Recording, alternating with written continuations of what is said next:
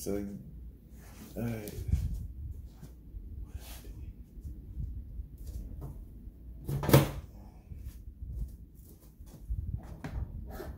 Alright, he's about to wash these rotors here.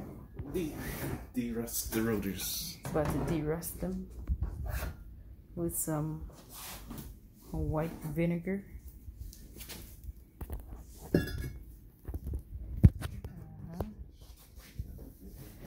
He's a very quiet guy. He doesn't like to talk, even though this is his video.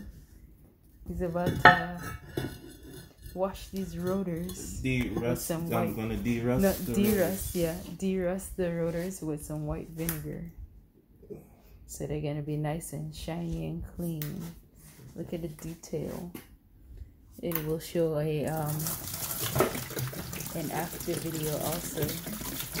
And it's about 12 hours. He's putting on brembo brakes. But first he's got to get these rotors clean. And this is how you de-rust them.